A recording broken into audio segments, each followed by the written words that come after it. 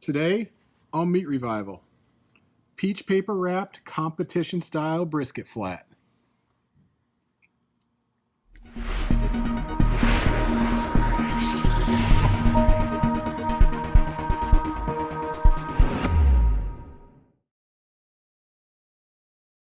Welcome back to Meat Revival. Today is the third and final episode of our three-part series where we're looking at brisket doing them three different ways. Today I'm going to show you how I do a KCBS style, and so right off the bat you can see it's really different than the two we've already done in that I've got a very small flat and a point over here that I've got ready to make some burn ends. So you can see I've trimmed this down to what I think it's affectionately known as a shoebox, kind of shaped like a shoebox. And so with that, I'm wanting to be able to have consistent cuts right across that is going to fit into the box and to be able to work well with what we're provided. Then I've taken my point, cut it off of the whole brisket, separated it, and then kind of evened it out to try to get it to uniform cook. Because what I'm going to want to do with this then is turn around and make some burn ends with it. Okay? So to start off, what we're going to do is we're going to inject the flat piece. And with this injection, what I've got is the Sweet Smoke Q juice mixed with a little bit of apple juice in here. So we're going to go in. I'm kind of backing up a little bit. I've got sprayed by them before. I've sprayed myself before too. That's why I wear these safety glasses. That's a nice looking brisket. What kind of brisket is that? This is a Sam's Club Prime IBP brisket. Found it at our local Sam's Club in Florence, Alabama, and was really impressed with it and picked it up and anxious to really see how this one's going to cook out. But it's pretty. It's got nice marbling. It's good thick flat. And one other thing people will ask too, you get a big brisket. This was a 19-pounder before I trimmed it down. And what do you do with all those trimmings? You don't throw it away. No. Whether you're cooking a select brisket, whether you're cooking high-end Wagyu, prime, choice, it doesn't really matter. You save those trimmings and you grind it. You make stew, you make chili, hamburger. It's some good stuff right there. I know for years I never had to buy any hamburgers at all. Oh no. Just all the brisket trimming that you had. That's where your hamburger comes from. I love to take and mix it Just like that. about 50% deer, 25% brisket trim, and 25% bacon. Grind it all together. Yep. It makes a fine burger. I bet it does. So many things you can do, maybe on some upcoming videos we do some of that type of thing. All right, I got it trimmed or injected there pretty well. You can see I used a decent amount of injection. I've got a lot that has come out, which is normal. So I'm going to just take that and dump it on the cabinet. Should have went with the first thought and gone into the garbage can.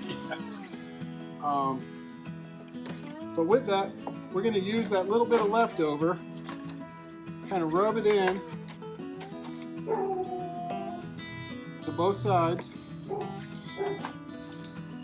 And when I rub my brisket, I actually like to start on the fat side because I want to get that top part of the meat really just a nice even coat that doesn't get clumpy or anything like that. So the rub we're using today is actually it's a top secret rub from the guys over at Sweet Smoke Q as well. This is an experimental rub that when you taste it, it's unique. It's good, and we're gonna go with it on the brisket today. We're gonna go with it on the brisket today, and we're just gonna go with it straight on there, relatively thick. It is pretty thick. So we're just gonna kind of pat that in, get a little bit down the sides.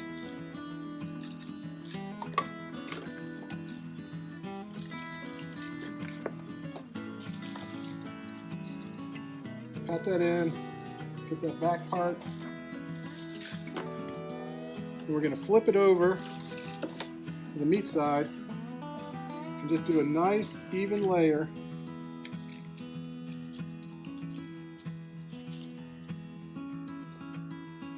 Just kind of pat it gently in and let it sit.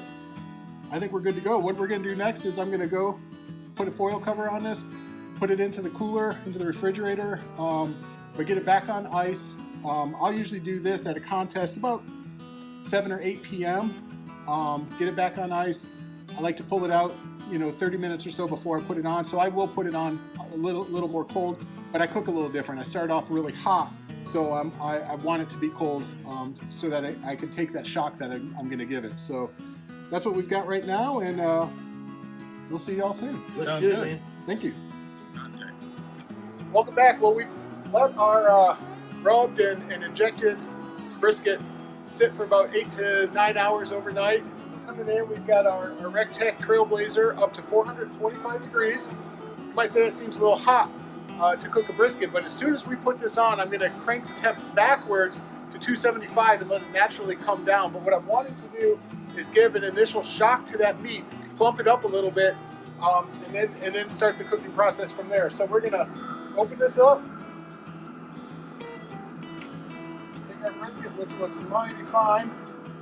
We're going to hear a sizzle.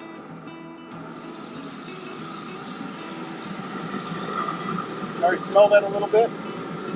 And we're going to close this door. Come down here to our dial.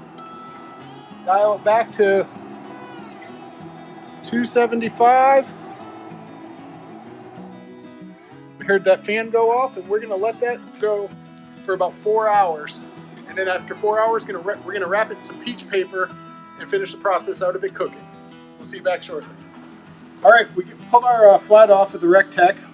It's been going for about 4 hours at 200, or we started it at 4 1/4, dropped it down to 275, and it's been running about 4 hours. So what we're going to do now is we're going to wrap it in peach paper. And so what I've got is a double layer of peach paper here. I'm going to fold this over, kind of tuck it under,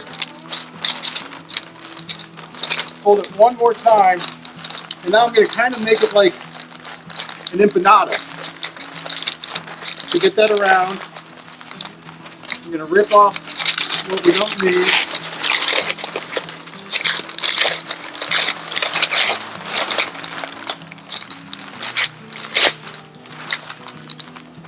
And then come to this side and do the same thing.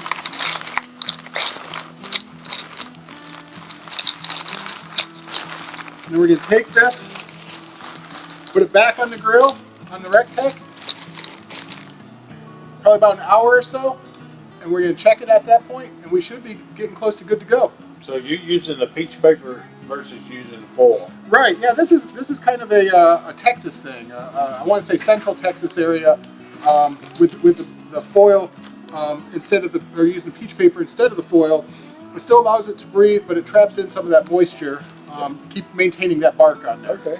So we're gonna go put this back on the grill, and we'll be back after a bit. Welcome back to Meat Revival. We just pulled our peach paper wrapped KCBS trimmed competition style brisket out of the RecTech. You can see we were talking about how that peach paper it just kind of soaks up the oil and the greases that's coming off of the brisket. So we're going to open this up and see. Man, that's got some juice in there. Holy cow! That's not too shabby looking. Wow. I wouldn't have never thought that the paper would have held that juice like it did. I wouldn't have either. I really want to save that juice. But we're going to give this a cut. We cut this, as we said, the shoebox style, so we can just cut slices across. So we're going to start off on one end, come down, not too bad looking, and then try to get our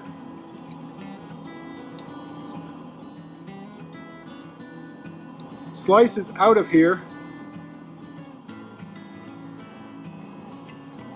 A little on the thick side on some of those.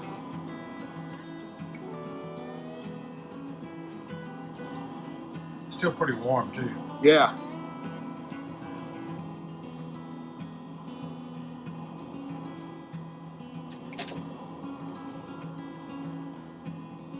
It's pretty though. That's not bad looking. Yeah. That's not bad looking. A little bit of a give down to the pot. Flavor-wise, That's not bad. See what it'd be like if you dip it in some of this juice. I have a feeling that's going to be. Oh, all the money's over all there. right, that's the money right there. So,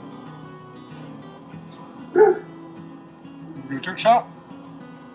KCBS style, peach paper wrapped brisket. Not too shabby. I think this will work. I think it'll work. So thanks for joining us, folks. We really appreciate it. Please be sure to subscribe, like the channel.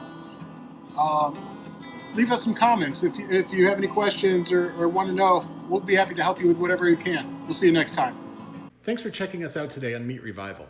If you like what you saw, be sure to hit the subscribe button and ring the bell so you can get all the latest updates. If you have any questions or comments, be sure to leave them below. We'll see you next time.